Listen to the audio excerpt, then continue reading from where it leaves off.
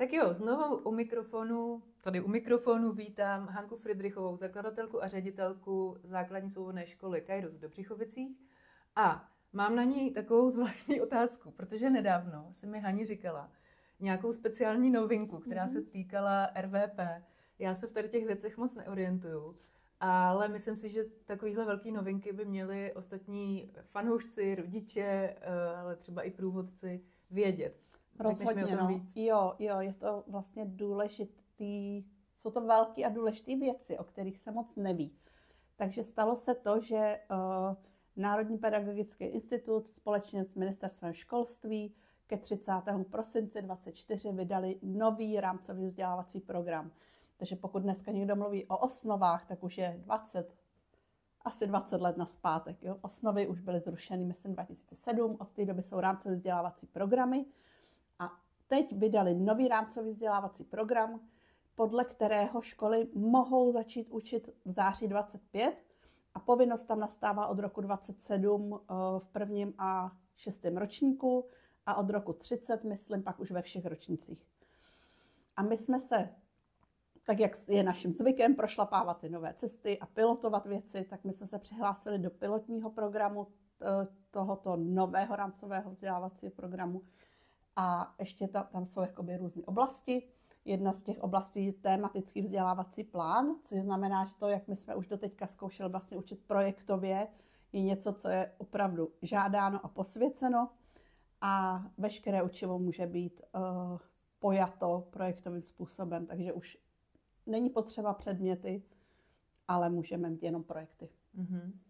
A to znamená, že jste teda v rámci nějakého testování, jak to probíhá, nebo jak jste se do toho zapojili, jak to, že vlastně stát, který dlouhou dobu nějak jako nám dává najevo, jak teda ten studijní proces má fungovat a vypadalo to, že svobodné vzdělávání není něco, o co by byl zájem z tohohle pohledu, nebo je to nějaké moje vnímání, jak to, že vlastně najednou je možný, že svobodná škola se takhle zapojí?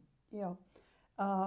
V těch rámcových vzdělávacích programech vznikl velký posun. V dnešní chvíli je tam sebeřízené vzdělávání, je tam well-being, je tam komunikace, péče o vztahy, takže najednou všechny tyhle v uvozovkách naše věci, kterými už teda dlouho děláme, žákovská samospráva, další jako vítaná věc.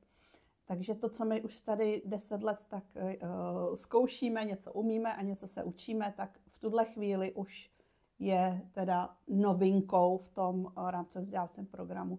V tuhle chvíli oni chtějí popsat po školách, jakou má škola vizi, jakou má škola kulturu, jak pracuje právě na tom well-beingu učitelů i dětí. A to jsou všechno jako věci, v kterých my jsme jako velmi pevný a napřed. Máme co vlastně jako ukázat jako dobrou praxi. Wow, no tak to je vlastně dost důležitý, protože si kolikrát i rodiče, i průvodci říkají, že vlastně Kairos jde tak trošku jako hlavou proti zdi, že někdy je to jako náročný v té celkové společnosti si ustát, že ty hodnoty Kairosu jsou jiný, než co běžně se na státních školách vlastně zmiňuje. A tady je vidět, že o to začíná být zájem, možná i z důvodu, že je vidět na dětech různý jako vlastně sklony nebo různý nastavení v té společnosti. Proč si myslíš, že to vzniklo? Já se domnívám, že ještě rozdíl to, když jsou v Národním pedagogickém institutu odborníci, kteří se zabývají vzděláváním a vědí celkem dobře, co je efektivní učení a znají vývojovou psychologii a to, co je v mainstreamové společnosti nastaveno na výkonu strachu a žádném ponětí o tom, jak efektivní učení může fungovat. Takže tam se střetává ten silný vlastně proud toho mainstreamu, který včetně učitelů teda a i ředitelů těch běžných škol nebo některých běžných škol, kdy prostě ten kolos prostě běží pořád ještě v nějakých starých kolejích a pár odborníků z institutu Národního pedagogického to jako nemá moc šanci pozměnit rychle. Jo. No, takže je tam jako dva různý proudy. Což by teda znamenalo, že by to i do budoucna mohl být nějaký jako mnohem nižší tlak na to, že vlastně je Kairos nějaká jako velká alternativa, ale že je to spíš směr, ke kterému ten svět studijní stejně nějakým tempem a nějakým způsobem směřuje. Jo, oni vlastně z těch programů, který my vlastně na základě toho rámcového programu zpracujeme ten školní a oni z toho chtějí potom vybrat nějakou inspiraci pro ty běžné školy, kudy by teda se mohli i oni ubírat. Jak vlastně realizovat ty požadavky na well-being nebo na žákovskou samosprávu. Protože to, že my máme ve škole každý týden v úterý ráno sněm, je pro nás běžná pohodička, ale v těch školách tápou, jako nevědí, kudy těm dětem tu pravomoc dát a jak. No a v realitě to bude vypadat teda jak? Já jsem si představila, když mám prostě třeba děti ve škole v Kairosu, tak mě napadlo, takže tam budou chodit nějaký inspektoři a budou prostě jako zkoumat, budou se ptát, budou to pozorovat, budou tam chodit jak často, nebo jak tohle vlastně probíhá. Jo. Takže nás čeká intenzivní rok spolupráce s těmito orgány, které jsou teda MŠMT, Národní pedagogický institut i Česká školní inspekce, která teda ano, můžou přijít, ale vlastně za sběrem dat. Jo, oni přijdou zjišťovat, jak se nám daří, jak se nám vede, jakým způsobem ten náš plán vzniká a není to kontrola, že bychom z toho měli nějaký postihy. Je to spíš pro ně nějaká inspirace. Jo, chtějí sledovat ten proces a vlastně vypadá to, že nás chtějí podpořit v tom, aby my jsme to jako dobře zvládli a není tam jako tlak. Vlastně pro ten tematický vzdělávací program je tam jenom nějaký rámec, který je potřeba dodržet.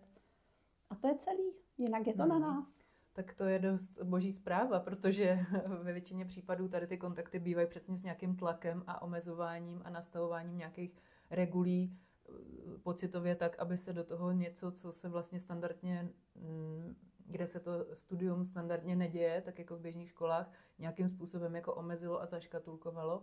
A tohle zní, že je nějaký impuls, který vede jako úplně z jiného místa. Jo, spolupráce, podpora. No tak krásný. Tak to je k oslavám. A my si tady za chvíli připijeme čajem, ale pojďte slavit s námi. Tohle to jsou vlastně, já mám úplně husí kůži, protože tohle jsou velké věci v rámci vzdělávání dětí, možná všeobecně. A to, že se to děje takhle v této době, je vlastně k oslavám. Že na to nemusíme čekat ještě nějakých dalších 30, 50, 100 let. Takže krásný, díky.